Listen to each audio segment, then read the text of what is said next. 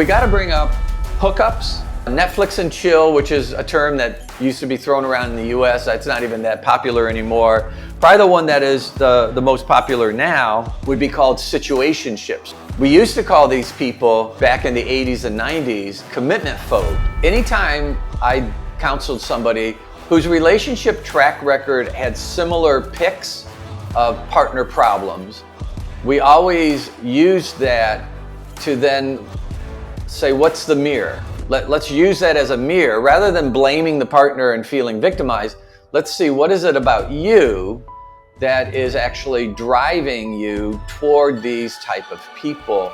There is a remnant out there, Shaylin, that are listening, and females and males, and are saying, we got to do something different. Like, I've been doing it all wrong because the way I've been doing it has set me up for risk.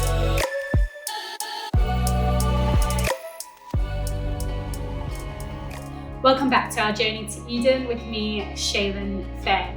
Today is an episode that you are going to want to share with every single person that you know. We are talking about dating. And currently we are living in an upside down world, and dating has become extremely toxic.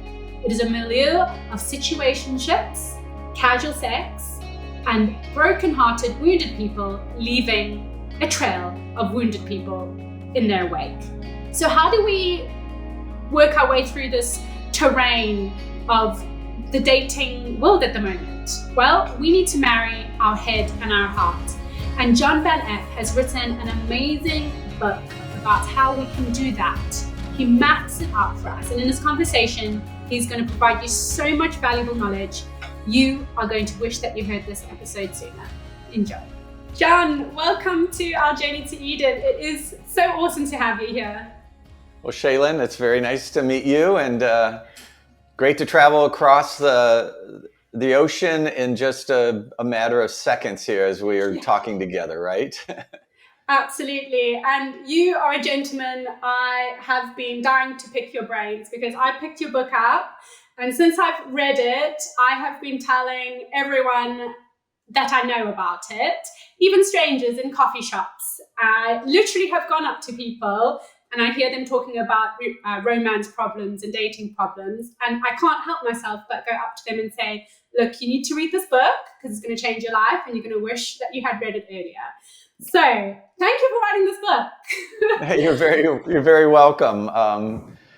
Yeah, you know, I'll just tell you real quickly, I've had a journey with that content. So it was really in the 90s that I was a full-time counselor with a private practice. So my PhD is in counseling psychology, and I had a private practice for close to 30 years before I closed it. But at that point, I was just seeing the pattern of so many people struggling, you know, these kind of reoccurring patterns that after 10 years of counseling a lot of people with relationship issues, it started to be repetitive, like the same types of things kept emerging. And that was going on in my private practice. And I also taught marriage and family coursework in a graduate program. And the area of study that I was teaching was how to do assessment. In other words, how to figure out the health of a marriage. And I came across more and more research that it didn't seem like anybody had really ever, paid much attention to on premarital characteristics that predicted marriage outcomes. So something before marriage that actually predicted what marriage would be like down the road 10 years later, say. And that intrigued me. I wondered how many studies are out there, because that could become great content for all of the single and divorced people that are trying to figure out what are the signs to look at. How do I read the tea leaves of this person to figure out what they're really like? When I cross the line of commitment and actually join my life in a partnership with them, can I figure anything out, in a crystal ball ahead of time? And I found literally hundreds of research studies that had never been cataloged. I organized them into 5 major categories that I call the target areas to get to know. And then I put them into a model that I had developed a number of years earlier on what exactly are the bonds of a relationship. Because if you understand a relationship as a bond, it's a connection. Here are the specific bonds. Once you understand the specific bonds, you can be more thoughtful about how they're growing and strengthening and developing, and which ones are up and which ones are down, you might say, in terms of the range of strength for each of those bonds. So the bonds of the heart and the target areas to get to know actually became the whole theme. You know, the head and the heart are meant to work together. Here is a way to follow your heart without losing your mind. And that's how the whole book really came about, as well as programs that I developed that people can learn and actually kind of engage in a more classroom setting with all that book content. So there you go. And my goodness, it really has been, for me, I know it's a big statement, but life-changing, because as a single woman going out there dating, you know, you can very much get caught up in the heart and not realize that there's this whole head part of dating and trying to find the right person that you need to engage with. And in the beginning of your book, you go into kind of the first steps of, you know, where do we start? Because we have to start with ourselves, as you say in your book. So I thought it'd be fun if I give you an anecdote of someone who would potentially maybe come to see you, and then you can take it from there and walk us through how you would help this woman. And this content and the advice obviously for men as well. But so we're going to do a little case study, huh? We're going to do a case study, yes. Okay, so a woman, Diane, in her late 40s, who has just become aware that she has been dating the same kind of man since she was 15. She says, I feel like no matter where I am, I will attract the same type of person with the same issues. My father was an addict and left when I was 5. I was heartbroken as I adored my father. I seem to always end up with someone with a form of addiction and who leaves me heartbroken. At first, Diane feels wonderful. She is caught up in meeting her Prince Charming. She idealizes him and thinks he is the answer to all her internal feelings of not having direction or purpose in her life. The guy ends up becoming the answer to all her inner issues. Both jump into bed very quickly, thinking that this is a forever kind of love. Her boyfriends are charming, outgoing, and a lot of fun. Several months into their relationship, Diane finds out that her bad boy Prince Charming treats her just like he treated all his exes. Under his charming, outgoing act, she finds out that he's moody, defensive, rude, and unkind to her. He cheats and lies, and although he says that he loves her, he is not willing to make any changes in his bad treatment of her. Diane ends up with another broken heart. She's desperate to find someone else quickly, needing to fill the void, and has never gone long without having a romantic partner. Does that sound like anybody who's ever actually come to you? So I'm going to start with disclaimers. Yeah. All right. So this disclaimer, first disclaimer is, you know, it seems like all of the males are the jerks and she's the victim. So the first thing that I want to say is that my book is really not about women being victimized by a bunch of jerk men. Both women, you know, as well as men, obviously, can be a jerk. So I want to define what I mean by a jerk, first of all, so that we kind of get away from that word, because it was just to be a universal term that we all tend to use with somebody that has a repeating problem that they don't deal with. I guess we can also throw it out in the moment when we're driving a car and somebody cuts us off, you know, or something like that. But yes, my definition of a jerk is just any human being that has an issue, a relational jerk, in other words, I have an issue that bothers a partner or is fairly consistently upsetting and difficult for a partner to live with. And when I'm presented with it, for whatever reason, I don't do any kind of serious change of that issue. So it's got to be a significant issue. It's got to be something that fairly consistently bothers different partners. So it's not just one person that is bothered. Other people get bothered by it.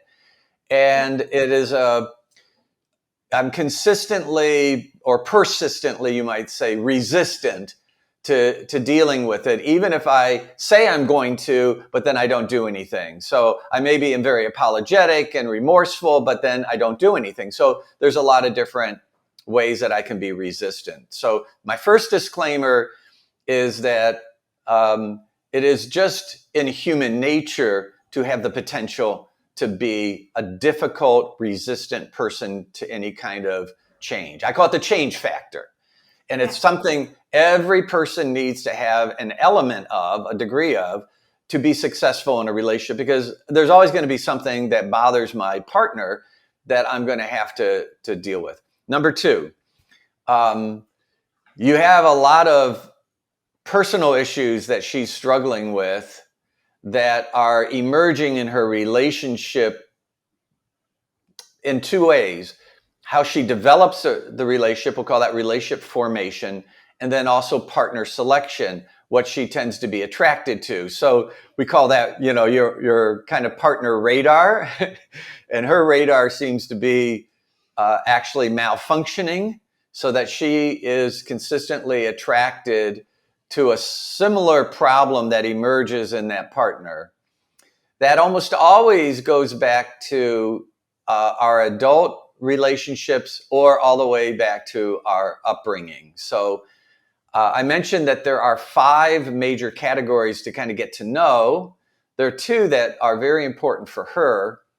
And a second disclaimer I want to put out there is that these 5 areas to get to know are not just about what to get to know about another person to measure their potential partner qualities, right? Their marriageability, you might say, or their partner ability. But they are also ways to look at yourself to understand your own health. So we'll call them windows and mirrors. So a window, I can look through this, target area to get to know. One of them is family background and family upbringing. So I could look at, I could help her look at this guy that she's in a relationship with and see what his family background is. But they would also be a mirror that she needs to look at her own family background. In her case, she grew up with an addict father. She longs for somewhat of a bond that never developed with her father. And, for many, many decades, going way back to early psychology theory, there was a theory that when we have that kind of unfinished business from a childhood significant relationship, like with a caregiver or a parent, it is common for us to replicate it in an adult way to kind of change the ending, to finish the unfinished business. So she ends up unconsciously or subconsciously being attracted to somebody that has a similar problem to her own father, hoping that she can have that bond with that person that kind of fulfills a deep need in her that will probably never be met in that kind of way. It's possible, right, that she meets a guy, he stops his addiction, and everything goes well, and they live happily ever after. But most often what happens is just the opposite, that she ends up replicating not only a similar relationship pattern, but a similar outcome. And so that's what she keeps happening. A second major area in terms of these target areas is what I refer to as relationship scripts. That's kind of like your track record. It's like, don't think about how the person treats you.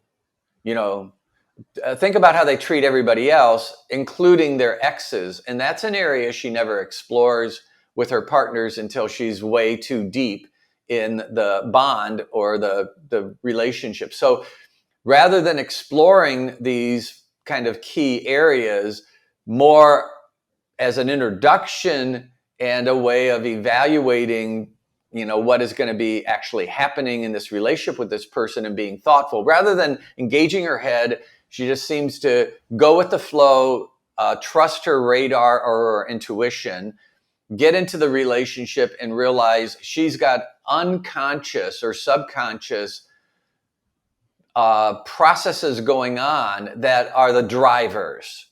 They're the drivers of her attraction. She is unconsciously picking up on actually the problems that a guy has that she consciously is not even recognizing. So that pattern is a pattern in her own life. You said that that was her relationship track record. So anytime I counseled somebody whose relationship track record had similar picks of partner problems, we always use that to then say, what's the mirror? Let's use that as a mirror rather than blaming the partner and feeling victimized.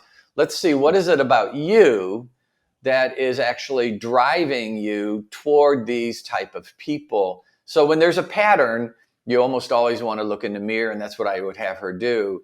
She needs to kind of step out of relationships, maybe even if I don't remember in the story if her father's still alive, but maybe even go to the source and address some of the issues, even if it doesn't work out, just addressing them with the father, if that was possible.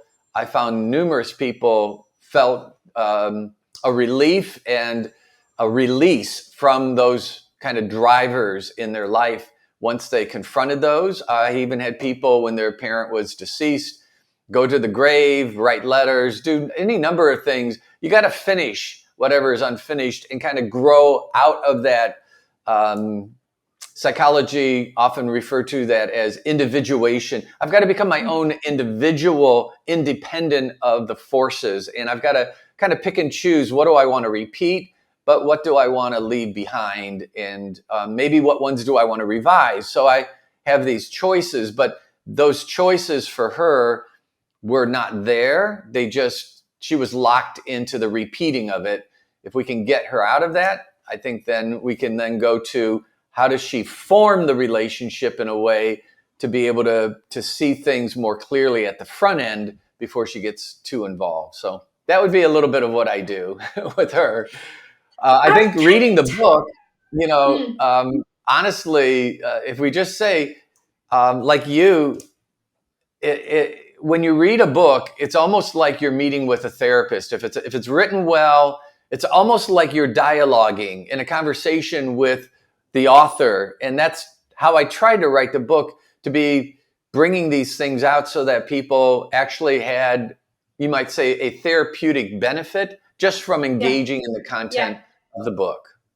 Absolutely. And that definitely did that for me. I really liked what you said about idealization as well. And I don't know if you could touch a bit on that, and potentially, I'm just thinking as well, when people potentially who grow up in a religious context in the church where you taught to forgive, there's this big message of, forgive and forget. So, then you have adults who have, the childhood losses that are never grieved because it's covered over with, I forgive.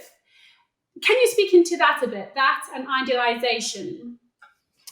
So I always like to try to keep things in context. So the context that we're talking about, Shaylin, is this context of what are my issues that are potentially working against my relationship success. So am I bringing issues to the relationship, and are they affecting how I choose a partner, what I look for, things like that, right? So that's one major category. What are my issues? But I want to also say there are maybe at least two other major categories.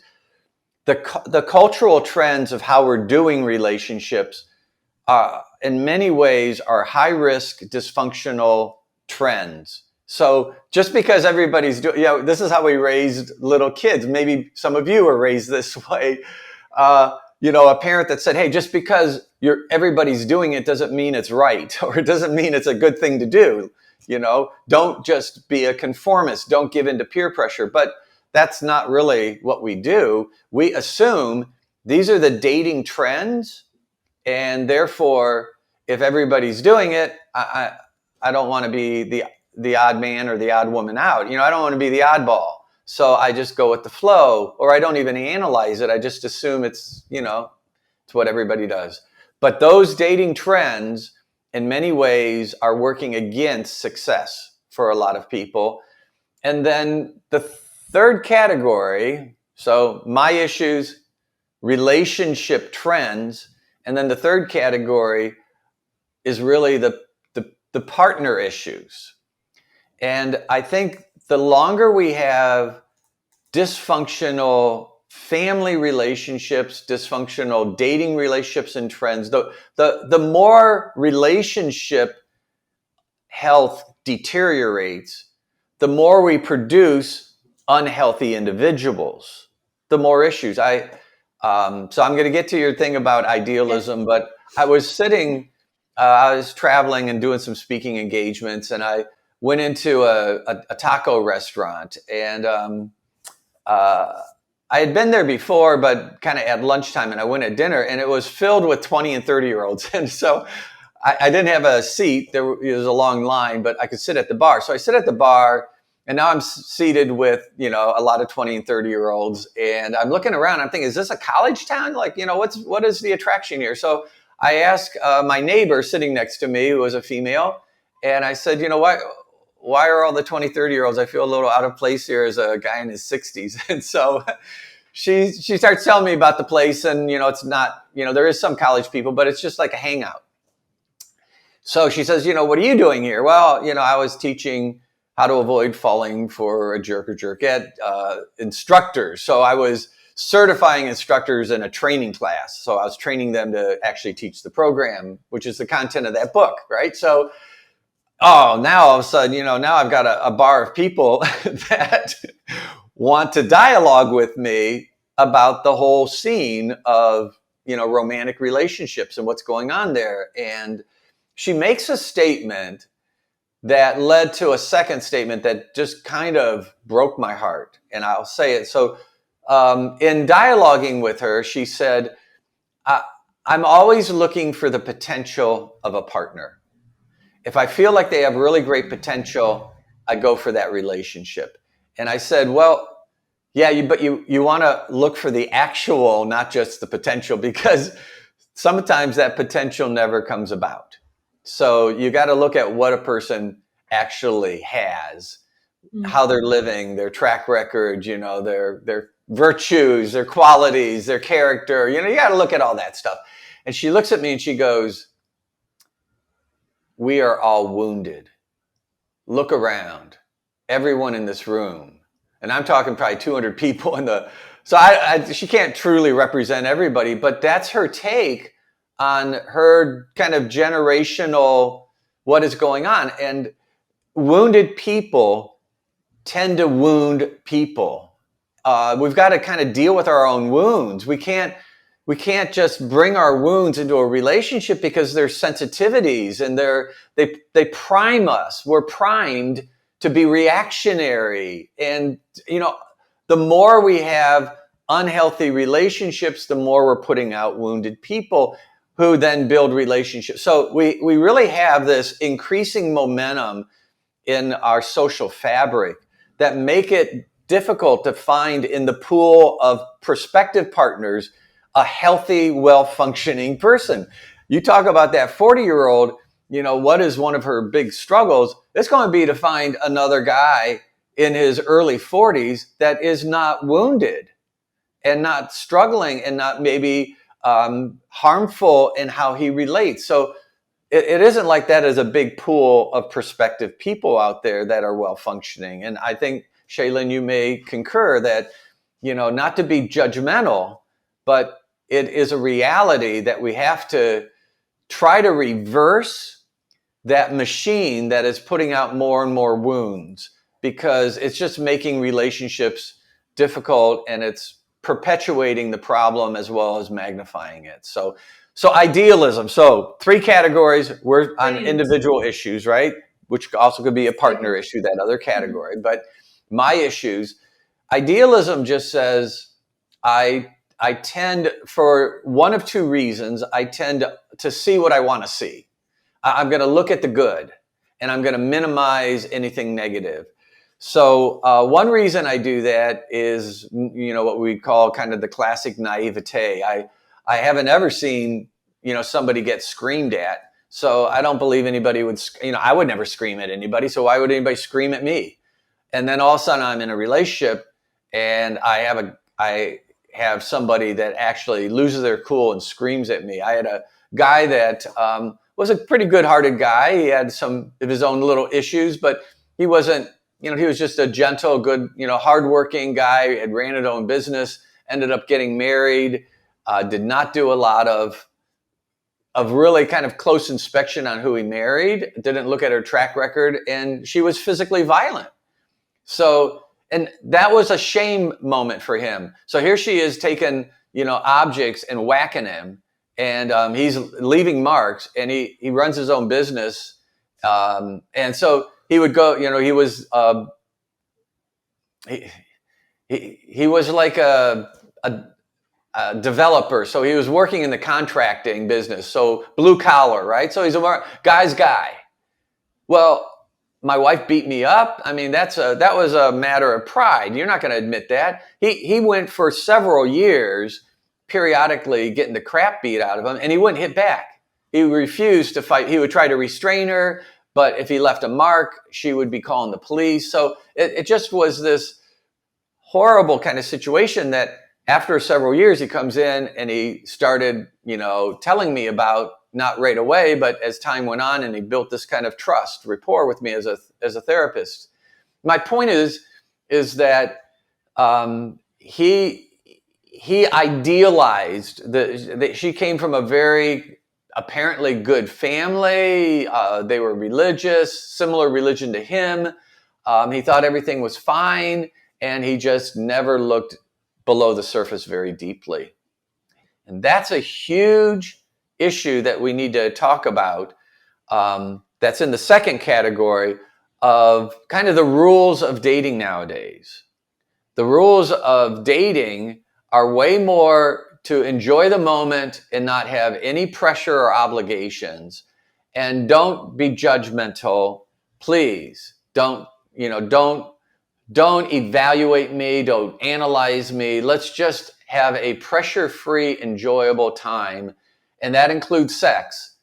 And that whole approach where we're not really getting to know anybody deeply, we're just kind of getting to know enough to feel there's some compatibility of enjoyment in the moment, is very, very entrapping for people in their relationships. And that's kind of what he did. That's idealism fits into all of that as well. Yeah, absolutely. Do you have any statistics that you could kind of dive into just a little bit on kind of where we are at as a society and how we're dating and how it's actually affecting marriages and, the whole situation with cohabitation? If you could just speak into that a bit as well. All right. Well, I know for some, they're just doing audio, and then others are looking at the video. So let me have you guys all listen real closely. There was a major study that was done in the U.S. with two universities, Columbia University and Princeton University. It was called the Fragile Family Study. So this is kind of big picture, but it has tremendous implications for each of us as individuals. So we've got to always understand how my experience and what I'm doing and what I'm choosing and on is in the big context of things. So this is big picture, first of all, and then we'll come down to it, okay? So it was a 10-year study, and they looked at first baby being born to a woman. So a woman's first baby. And so 60%, and this is pretty typical in the U.S. and probably around Western culture, so over in Europe as well, about 60% of the couples upon the birth of their first baby were married, and about 40% were unmarried. So some of those were cohabiting, obviously. So it's a little less than 50-50, but it's inching toward 50-50. But I'm going to take that 40% and just kind of delve into their relationship and what's going on. So this is how the study went. Upon the birth of the child, they met with the father, the mother, and they did also health checks on the baby, and they did evaluations of the relationship. It was a pretty extensive interview. But then at year 1, so when the baby turned 1, they also met with them. And then year 3, 5, and then 9. So those were the increments in which they met back with the same couples. So this study was really extensive. It went through 20 major regions, mostly were city regions across the U.S. So it covered the entire U.S. with 20 major metropolitan areas, metropolises. And then number 2, they, because it followed them for 10 years, they were able to evaluate not only the relationship between the mother and father, but also the mother and father's involvement with the baby. So how extensive was the involvement? Because fatherlessness is a really big issue. So here's the thing. At year 1, or at the birth, right at the birth, the very first analysis, they met with the mothers and they said, do you plan on marrying the father of your baby? So these are the 40% that were not married. I'll test you, okay, Shaylin? Okay, taking notes. So what percentage of women said, yes, I plan on marrying the father of my child? What would you guess? The ones who were... This is the 40% that were not married. So this is, the baby just got born. They're meeting with them, with the researchers. What percentage of women said, I'm going to marry the father of my child? I'm going to go with 32%. 72%. 32. I'm telling you, it's 72. Oh, it's 7. Okay, yes, I'm with you, right. Okay, Just shy of 3 out of 4. Yeah. They met with the fathers alone. The birth of the child. Do you plan on marrying the mother of your child? What percentage of dads said, yes, I plan on marrying the mom? Maybe 65%? 84%. Okay. So 12% more, 8 out of 10 fathers and only 3 out of 4 mothers.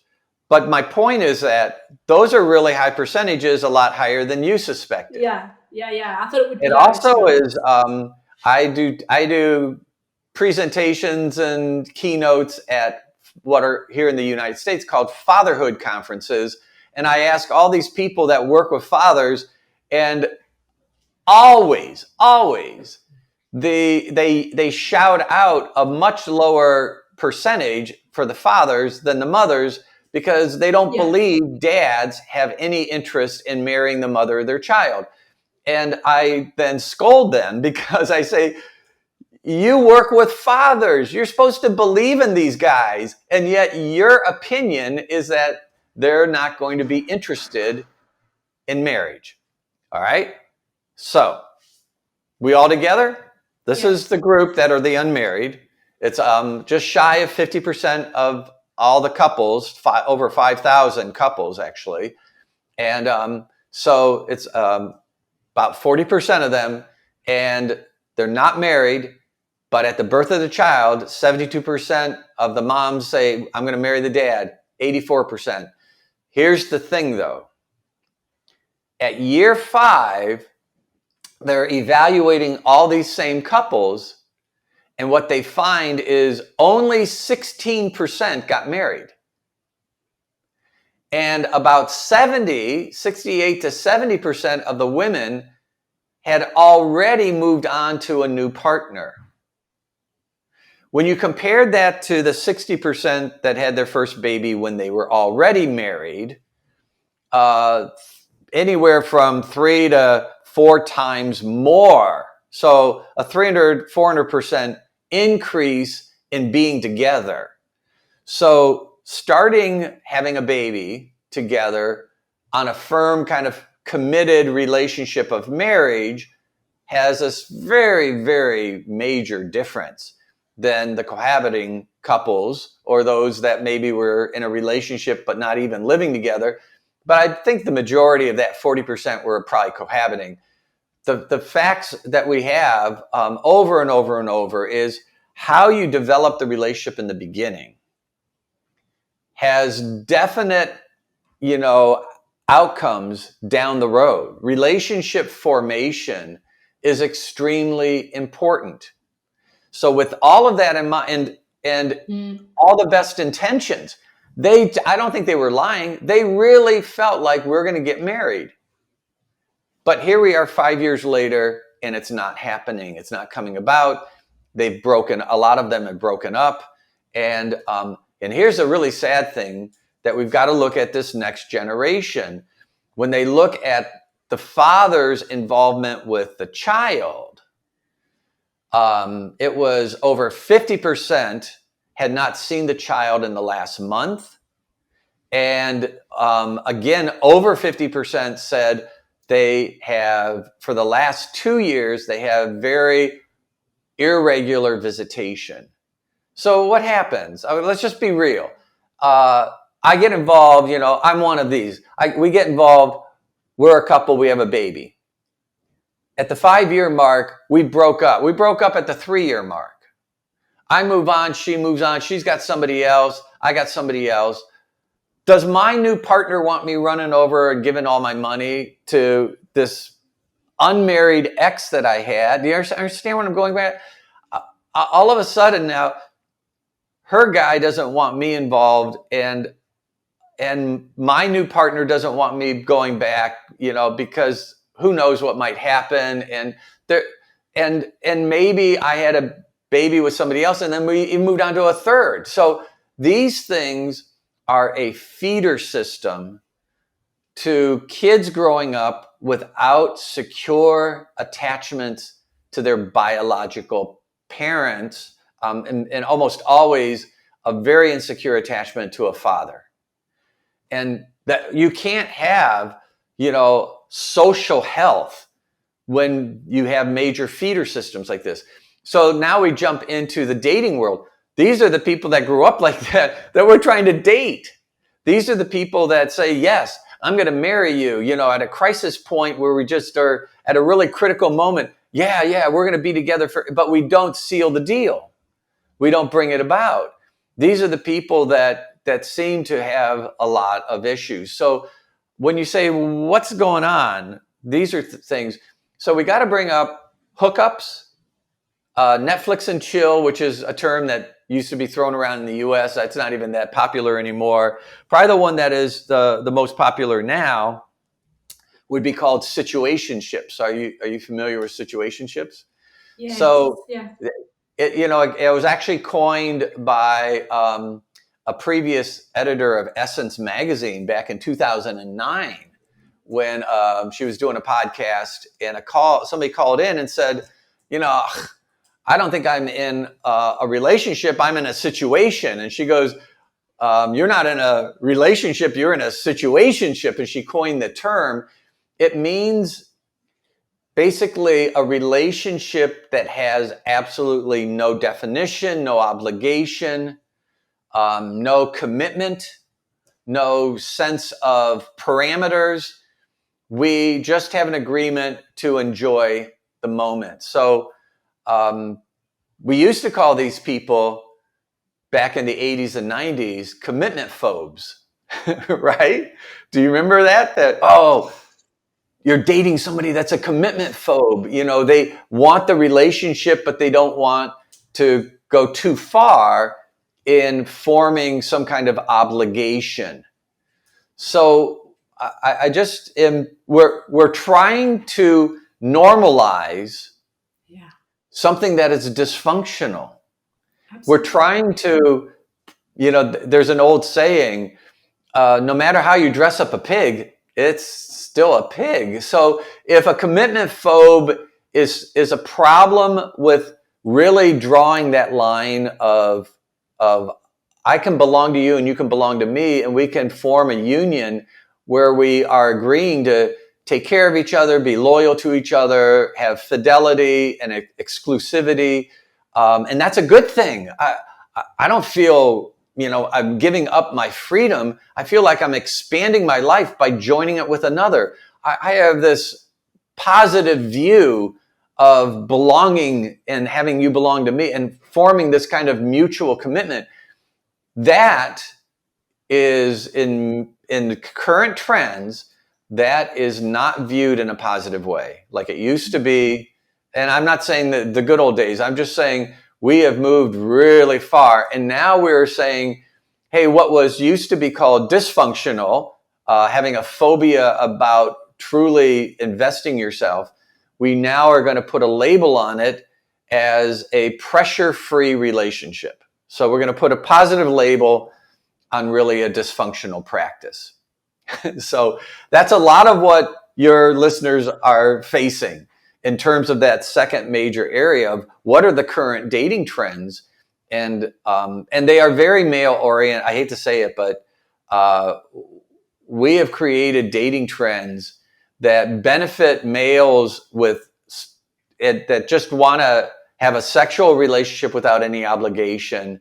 And ultimately, we've tried to convince women to be like males. Hey, just, the classic old view of a male was, they're a dog that needs to get trained, kind of like, let's bring, hey, if they're young and horny, let's bring that into some kind of, training where their character develops and they match virtue and self-control with passion. So let's bring all that together. Well, that whole idea is like thrown out. It's like, just enjoy the passion, have a wonderful moment.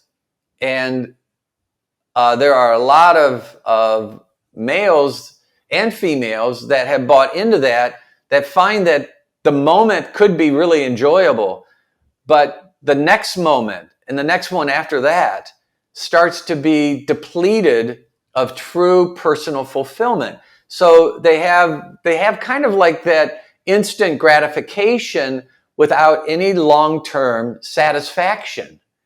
And that lack of perception, if you want to talk about it, if you want to put it out there, if you want to bring that into your conversation in the relationship, let's DTR, let's define where we are in the relationship. You look like you're pressuring people and, you're a turnoff. And it's like, wow, why are you so serious and analytic? Can't you just loosen up and enjoy the moment? What's wrong with you? You got a problem. So now we have taken people that actually want to have some kind of a true getting to know each other and have some thoughtfulness about the relationship and practice a little self-restraint. Those are the problem people. Those are the ones that really have issues. So it's almost a backward world. That is the world of what we used to call dating. You can't even call it dating. Of hookups, of friends with benefits, of just this kind of situationships, all these labels of relationships that end up really doing more harm for a lot of individuals. And those wounds just seem to keep increasing. So it's a big job to try to say, hey, listen, let's turn the corner and reestablish different trends of getting to know people. I read a study. I'll give you one more thing. I read this study on situationships because I'm doing a keynote on it. So I've read a lot of research on it in the recent, last month or so. And this one study was what's called qualitative research. It was on Black women in the US where they were talking about the experiences in situationships. And after a very in-depth involvement with all these women talking about all their different, you would think somebody had a really positive experience. The only positive thing the researcher could pull out was what she called at the very end kind of her results section. She called it lessons learned. So it's like, I had a car crash and now I learned to drive a little, like don't drink and drive type of thing, right? Don't do that again. Yeah. Yeah, don't do it again. And I'm like, what a tell right there. But I'm going to read you one quote of a woman that they had lots and lots of quotes in this research because it was qualitative. She goes, we've really changed how we're doing dating from what it used to be. When you're looking for a person to spend your life with, you're not really interested in what is called now a situationship. But now in situationships, you're not really asking any serious questions like what are their values, or how do they live their life, or how do they manage their money. You're just asking surface level things to get them to know them well enough to see if you're compatible for the moment. I don't think that dating has any seriousness anymore. I feel like it used to be serious because maybe marriage was one of the considerations, but now the goal is just temporary entertainment. And every quote, all through this entire study from all these women, which kind of blew me away. I was expecting somebody to kind of be an advocate of the value of the moment, but we've really sacrificed our future just for what we have labeled in all kinds of positive, glowing ways. And I think we've created shame for anybody that wants to speak contrary to the trends. So you say, hey, I just wondered, tell me more about your family. Whoa. Yeah. Why? Yeah. Yeah. I really don't want to be judged by my family. So all of a sudden, just trying to get to know somebody. Tell me about your previous relationships. I'm kind of private. I don't feel like that's really. Can't we just be together and be here with each other and get to know each other right here? So that there's a shame of doing anything contrary to the trend. I think there's even a shame in saying you desire marriage. I really feel like as a young woman, if I say to a man, yes, I want to be married one day, it's really hard to say that because you feel judged. You feel like, oh, you're too much, or you're just saying what your desire is, but you feel like you can't even say that nowadays, and it's really sad. It is really sad. It's that old meat market concept.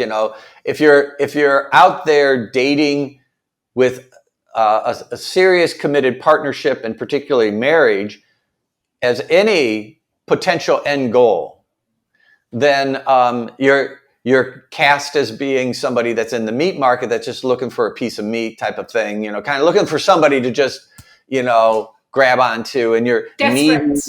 You're not fully developed as a human. You got to find yourself, all those things. And that's just really, really sad because bottom line is this: dating is linear. So I'm going to introduce something that's called the liminal space. So I'm kind of moving away from my book content for a minute just to talk about what's happening in the world today. So liminal space is a term that is used for both physical and psychological types of things. And so in the physical realm, it's always something that is a gap between one thing and another. So in the physical realm, just as an example, is if you're standing on the edge of a cliff and you want to jump to the other side, right? When you're midair, you're in what's called liminal space. You're in that transitional moment that if somehow you paused it, it could create really high anxiety. So it can be disconcerting. So there's a lot of liminal space in artwork, in architecture, in structures, in lots of different areas of the physical world. Well, if you bring that concept over into the psychological world and specifically relationships, liminal space in a relationship is transitional. So like a liminal space just psychologically would be, somebody that had a breakup. Well, at that moment of the breakup, they're in that liminal space of feeling drawn toward the person that they broke up with or that broke up with them, but needing to move on. So it's just this kind of cluttered, mixed emotional moment that everybody says, hey, listen, hang in there. It's a temporary time for you. It's a transition. or you lost, like in your example, well, I don't remember if you had that in your example, but you lost a loved one or a parent that passed away, or any of these different things have liminal space. They're the transition moments. What we have done, so think about that. The linear view of dating was you would be in a stage and then you'd hit a liminal space where you would have a conversation, a discussion. You would feel like that stage needs to change. And in that liminal space, it would either move the commitment level, which is this axis here, is how strong is your involvement and commitment. So we're here, hit this liminal space of being friends. We now move it up to be romantic. We're now kind of romantically involved, hit that liminal space. Are you seeing anybody else? We want to be exclusive, and it moves up. That was always kind of how the linear kind of like stages and transitions of any kind of relationship formation occurred. What we have done is we have pulled out of that chart, out of that kind of arrangement or progression, we've pulled out liminal space, and we've made it a beginning and an end point of its own. You're going to live in the liminal space. Undefined. We're not going to have the conversation. We're not going to figure out our relationship. We're not going to talk about whether it has a future or not. We're even going to move in together. We're even going to share things. We're even going to purchase things, but we're not going to define the progression of the relationship, because that's pressure that, in a way, commitment and ultimately marriage is blamed for all of the problems of relationships. If we just eliminate commitment in marriage and we just live in that liminal space, everything's fine. But it's commitment that brings security. So when we start to get into the research of really what are people experiencing in a situationship, in a relationship where they're cohabiting, but they're not having any serious conversations about their relationship and their future, what we find is at least one of the partners is struggling with great relational anxiety. And so, and it's almost frequently the female, and the male is just like, hey, it's an obligation-free responsibility, like, hey, I'm doing my thing, but why do we have to talk? So that's why I say we have unknowingly really become we've kind of convinced women to serve the interests of the male, to not have any responsibility, to not have any obligation, to have all of the sex. So in that study, those women were saying, we are obligated to have sex, or he's just going to go out and pick somebody else, have sex with somebody else, because there's plenty of women all around that are willing to have sex with him. So we have to keep him happy. So they have all of these unwritten obligations in an undefined relationship where it's not reciprocal. These things are really unhealthy, but this is almost, you might say, the mainstream. It's definitely the mainstream world that we have developed. So if Shaylin, you date a guy, you go out 2 or 3 times and you don't have sex, he's going to move on. In mainstream world. Absolutely. And you're going to be labeled in a negative way. And so, years ago, decades ago, if you were known to have sex with any guy you went out with, then you were labeled in a negative way. So there were kind of barriers that were social barriers to, and drivers, you might say. You were motivated to set a boundary, even if somebody was pressuring you. Like, I want to put a boundary down because I don't want to get labeled. But now it's completely flip-flopped. If you're not sexually invested within the first few times of encountering somebody, then you are labeled in a negative way. So I think we've got to kind of reconstruct this whole area of relationship formation. You're familiar. In my book, I have a relationship attachment model. Yes, if you could go through that, that would be really cool. I have one that I think if those that can see, That's great. you can probably see it right here in my back. Yeah. And essentially, let me just, do we have enough time for me to explain the model? Please. This is my favorite thing about the book. One of my favorite things. So go to the model, yes. Well, I developed this because it seemed like we didn't have in psych theory and relationship theory, we didn't have any clear definition. So a major theme, Shaylin, is that I have, that it's kind of like a motto that I follow, is without definition, there can be no implementation. I can't, without definition, there isn't application.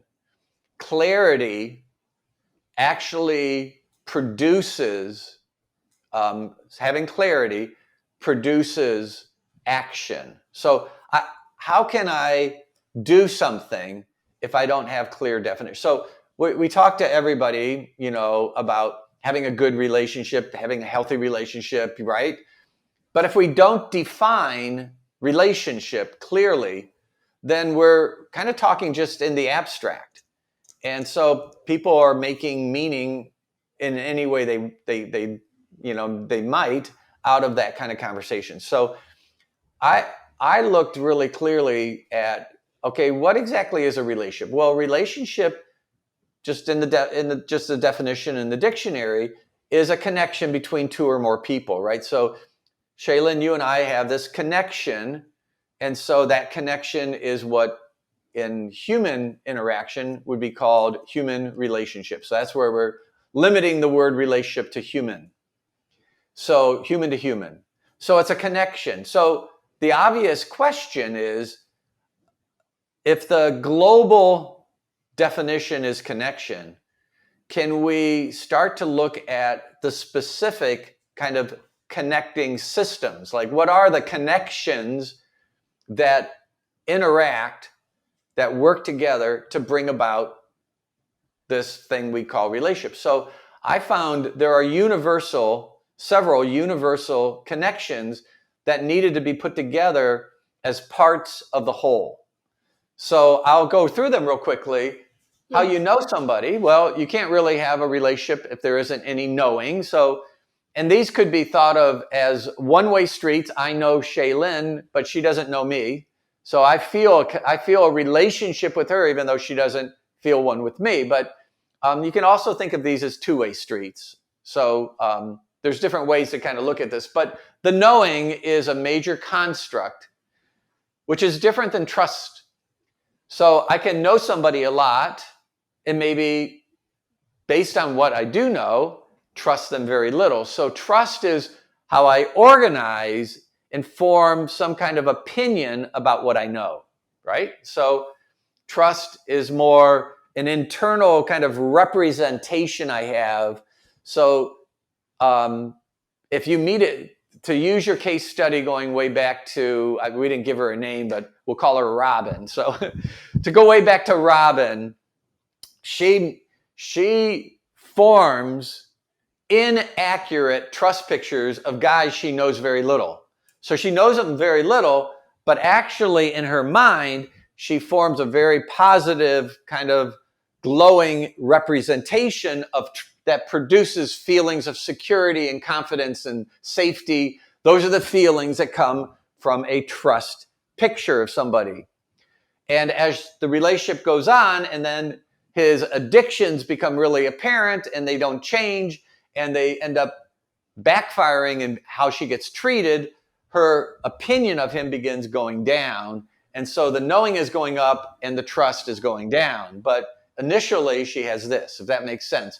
My point is, these are part of every relationship, whether it's a working relationship or a family relationship or a neighbor, whatever is the relationship, knowing, trust, these are dynamic constructs. Rely is more what you do for them, so how you meet needs. So this is where the guy would kind of turn it all on in Robin's case, if we use that case study again, where she has this, but he turns it on. So he's really meeting a lot of her personal needs, her needs to be loved, to be taken care of. So those are maybe good needs that she has. They're fine, but it's being met by somebody that she actually doesn't know very well and has an inflated belief in him, a trust belief that's inflated from her own kind of issues. But rely is how two people interact to kind of if you just think of it as need fulfillment, it's like the exchange that's happening. What do I do for you and what do you do for me? Which is different than what do I believe about you, which is different than what I factually know about you. Relationships have all three constructs. They also have a degree of investment. How involved are we in the relationship? How much of a priority? What are the boundaries I practice? What are my obligations? What is my ultimately commitment level? So I would say, you brought up the M word, marriage. I would say marriage has been defined historically as the highest level of romantic commitment two people can make in forming a union. They promise to be together for life, sickness and health, right? Richer or poor, no matter what our financial status, until death separates us. So it was an institutional arrangement to put a label on this relationship, this union, that would capture the two people being mutually committed. If they do that ideally, it's a beautiful thing. I mean, we have movies, we have shows, and we have wonderful books written about people that have lived together, loved together, and formed this kind of mutual commitment in marriage where it's blossomed their lives and everything they've touched. So we have examples of what it should look like. But if one person breaks their commitment, it's not marriage's fault. It's that person who broke the commitment. It's the breach of the commitment that resulted in the pain and the wound. It was not the arrangement where they both agreed to be honoring to each other for the rest of their lives. But whatever you want to call this investment level, every relationship has it. Parents have it with their kids. You have it with friends, right? And then you don't see the friend for a while because you've dropped your investment of time and reaching out to them. And all of a sudden it's like been 2 years and you want to bring it back. So these levels go up and down. And then touch.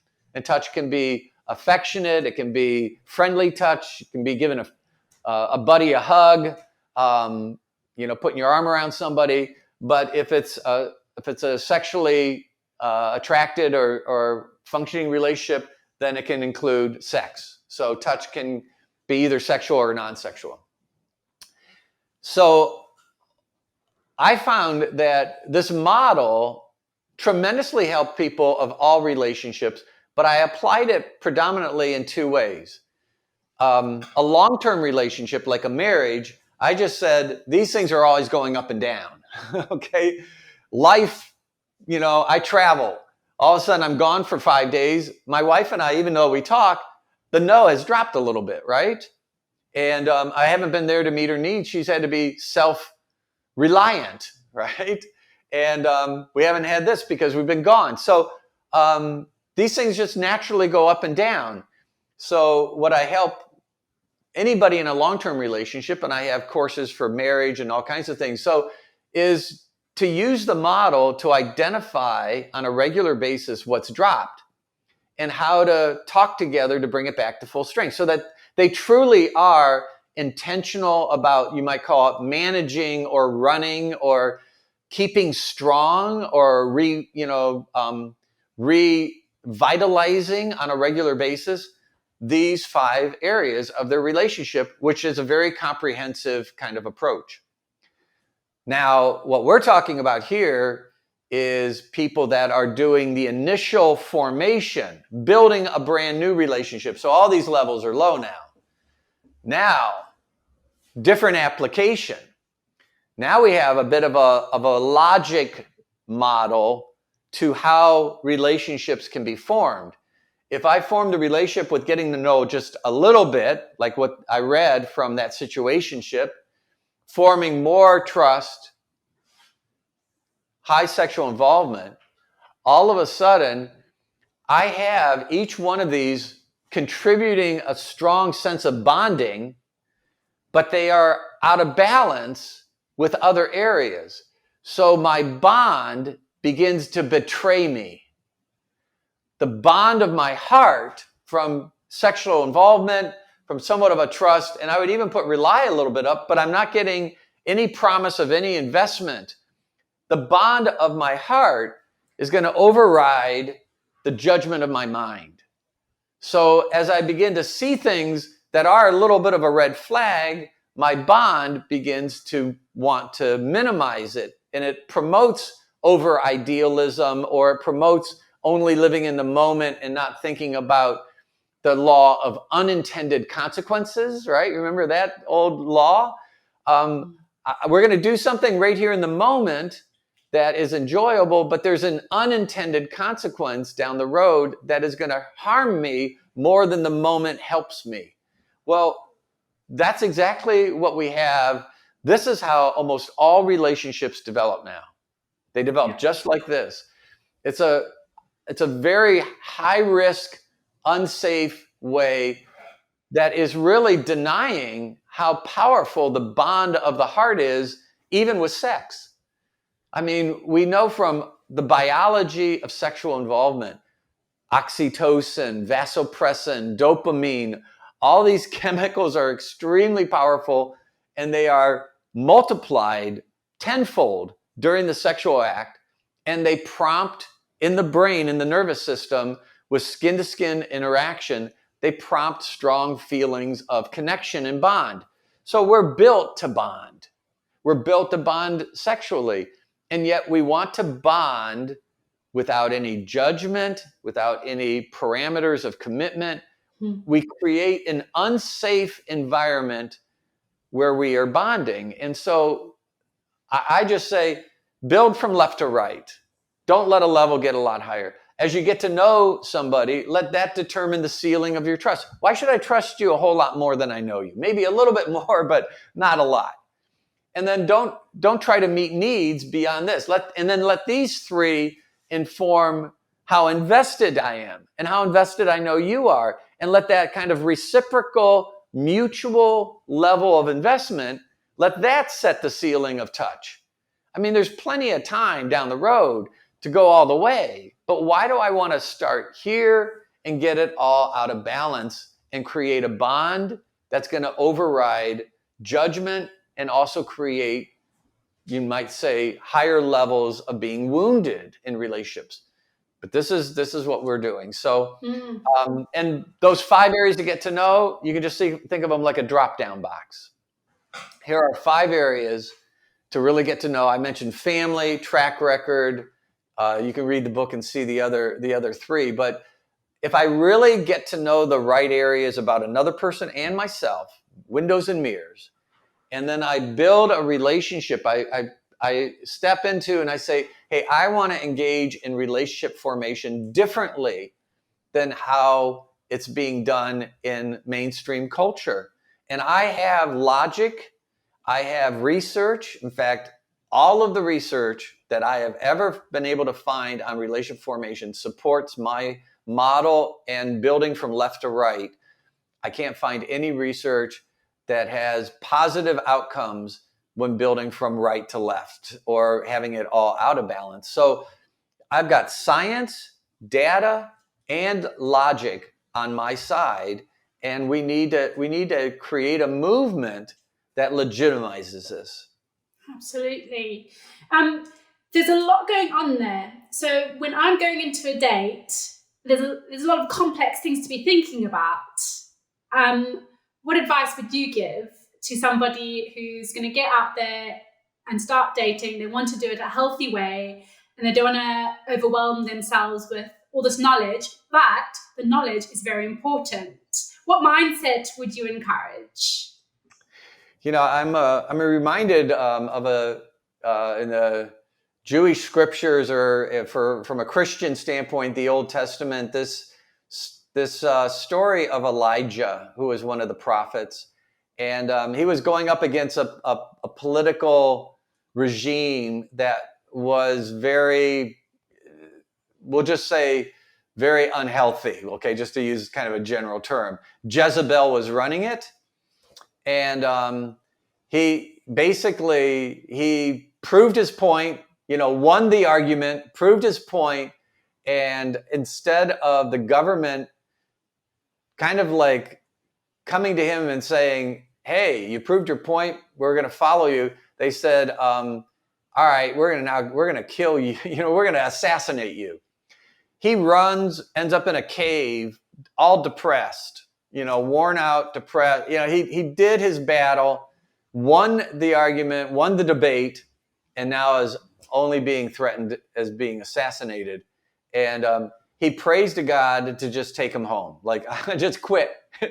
And we've all, maybe not all, but most of us have had times of really despair where we just kind of say, good Lord, just take me out of here. I'm done. And that was where he was.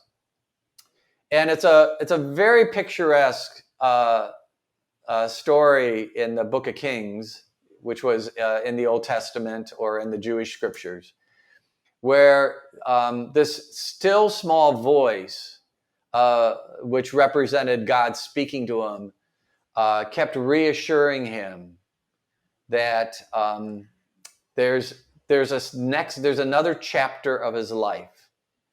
And when he finally is able to kind of like listen to it, kind of come out of his despair. So there's this, eating and sleeping and replenishing himself physically to be able to spiritually and psychologically have hope. And he reaches that point where he can hear hope. And it is recorded there that God says, because he keeps saying, I'm all alone, I'm all alone, I'm all alone. And God says to him, there are 7,000 that have not bent the knee to false idols. And I love that imagery, because many times when we feel hopeless in the dating world, it feels like there's nobody that hasn't bent the knee to mainstream culture. I can't find anybody that hasn't conformed to a way of doing a relationship that is actually going to create harm. And I would just say, first of all, there is a remnant out there, Shaylin, that are listening, and females and males, and are saying, we got to do something different. Like, I've been doing it all wrong because the way I've been doing it has set me up for risk, and I need to do it differently. And it's resonating. And there is maybe even a remnant out there that are actually saying, this guy's describing what I'm trying to do. I've been trying to do this, and I've been, shamed, just like he said. Okay, so find that remnant. So I would say, unfortunately, you got to be pretty straightforward with somebody at the beginning of a relationship. I don't think you can just kind of go out and have a good time. I think you got to be like, hey, listen, I've really enjoyed this evening. I just kind of want to put it out there. I'm not running for a wedding ring, but I just want you to know that I do believe in the value of, building a relationship slowly and getting to know each other. And I'll be honest, I believe in putting off any kind of sexual involvement. Not that I'm not attracted to you, but just I believe in having some boundaries so that we can give ourselves the space and the time to get to know each other. And I feel there's a dignity there. And if you don't feel that dignity and you don't believe in that, and you're just like wanting to have kind of a good time, then that's not really where my heart is at, or my head. And so I would just say I'd respect that and move on. But I think you have a right to know kind of where I'm coming from. And I'm not a control freak, but I've been on enough dates with people that I know that we got to align the values fairly quickly, fairly early. And if our values aren't a little bit aligned, if they're kind of deviated from each other, then we need to be upfront about that. And I think that's really important. And we gotta have that kind of conversation almost on the end of the first time. Yeah. Pretty close to the front end. Yeah. That's really, really brilliant. Thank you, John. As we wrap up, is there any kind of final thoughts or kind of a final, as if you're our dating guide into healthy dating, any final thing that you want to say for people out there? Well, yeah, I wish I could reduce everything down. I would just say maybe how we got started toward the beginning, that I really found to try to define like in a clinical way, what is Love is Blind, right? So there's that show now, Love is Blind, where they actually do things that I think are not helpful, but they do start the relationship without sex or seeing each other. And then they have to go from no commitment to choose somebody that they're going to be engaged to. So so they don't create that linear stage progression that has that liminal space that I talked about, like that transition. They don't follow anything that would just be a natural way that you would think a relationship would develop. They try to actually accelerate it by having two people in pods. I don't know if you guys have this over in England, this Love is Blind show, but they're in pods for like 6 days or 7 days or 10 days, maybe 10 days. And then they choose the person to be engaged in. But then they have to go on a trip and they have sex. So immediately they not only, go from 0 to 100 in terms of commitment, they then go from 0 to 100 in terms of sexual involvement. So they kind of like break a lot of the things that I would say are very, very valuable. So if I analyze Love is Blind, I would say part of what they're doing in their show is increasing blind love. So it's either a lack of getting to know the right stuff. So if you listen to people, they're like, I was in this relationship and, I thought everything was great. And then we hit around, I don't know, about 3.5 months, 4 months. And I just started seeing things and like little red flags, and it's worrying me. And I can't believe it's been 2 years now. If only I knew then what I know now. So that lack of knowing is where I say we have a head problem. Okay, we're not engaging the head. But the other thing, if you listen to people, is they talk about the heart problem, and this over intensified bond of the heart. They'll say, I kept seeing problems. I knew he had these issues, or I knew she had these issues. I saw these problems. I don't know.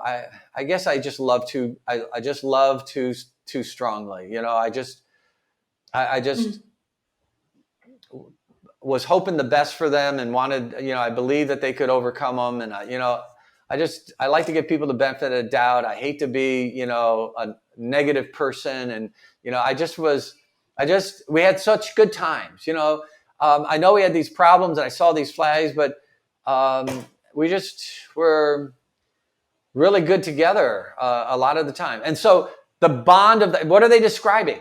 They're describing a bond of the heart that actually blinded them to a judgment of the mind. They would see things, they would see those red flags.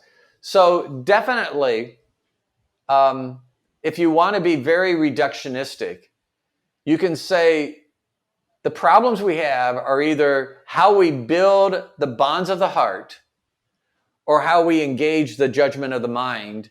And when those two, the head and the heart, are not in sync, then it's just a recipe for problems down the road. Whatever is the moment is only going to be temporary, because the future is going to have some problems. So the head and the heart are all part of a unit, right? We're supposed to function in harmony with our head and our heart. And so therefore, engaging the head and getting to know the right stuff. And that's where I would say really major here. Get to know the right stuff. And then building the bonds of trust or mutual need fulfillment or sexual compatibility and chemistry and closeness. The bonds of the heart and the engagement of the mind need to work in harmony. And if there's one last thing I would just say that would be very reductionistic, make your motto of life and dating and relationships, my head and my heart work together. They harmonize, they inform each other, and they stay in balance with each other. And all my relationships are head-heart relationships. Thank you, John. That's really brilliant. If you can let us know where we can find you online and what's on offer for our audiences. Absolutely. So we have actually 3 websites. So I'm going to talk about one that has some free materials, has some online courses. Actually, the content we've been going through is part of a course called Head Meets Heart. So it makes sense when we're talking about the head and the heart working together, that your head meets your heart. And it's on My Love Thinks. So again, the name of my company is Love, meaning the heart, Thinks, meaning the head. So Love Thinks. But mylovethinks.com has lots of materials, a blog.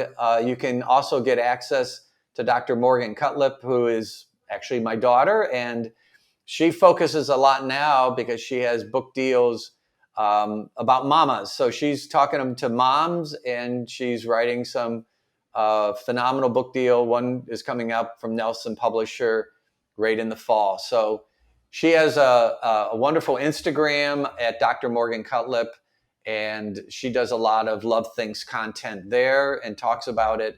But My Love Thinks links to all of these courses and resources. If you wanted to actually become an instructor and facilitate live, live classes, Love Thinks is really our primary website. And it has all the research on our programs. They're all evidence-based and has really a lot of in-depth content. And you can read about all of the courses that we have that are what we call certification courses that people, they learn, they get trained in, and they actually then teach. And we have people from England taking our virtual certification training. So it's not just having to come over to the US and be in person. We're doing a lot of those trainings virtual now. And then the third is we didn't really talk about churches and Christianity, but we have content specifically for churches. So all of my programs have community or secular versions that are based on existing research and have been evidence-based. But we also, because I do have a faith background, created alternate versions that could be used in churches and have an integration. So there are Christian versions to those programs. And we have a whole series for churches, and it's a website just for churches called RAM, which stands for my relationship attachment model, ramseries.com. It's a wonderful 4-minute video where pastors that have gone through a 6-week healthy relationship series that we developed based around this model. They do it with their whole church. It's pretty amazing. From kindergarten on, we have video content for all the kind of small group classes in all ages and adult classes for marrieds and singles. And all of that is right in ramseries.com. And there's that little video kind of promo about it. And so 3 websites. Lovethinks.com is the primary one. My Love Thinks is what I think a lot of your listeners should go to and look at. And then ramseries.com for churches. Wonderful. Thank you so much, John. I'll definitely put links to all of those websites in the show notes so anyone can go and click on those and find them. But thank you again for your time. Honestly, this has been a really, really valuable conversation. It's been great being with you, Shaylin, and I wish the best to you personally. I hope this episode is going to help you create a beautiful life. If you like this episode, please leave a comment below if you're watching on YouTube, like, subscribe, If you want to check out the show notes, you can head over to ourjourneytoeden.com. And if you're listening on a podcast platform, please will you leave a review and a comment. That will help the algorithm get this episode seen by more people. And we need everybody who's dating to see this episode so that we can all get on the same page in creating beautiful relationships. See you next time.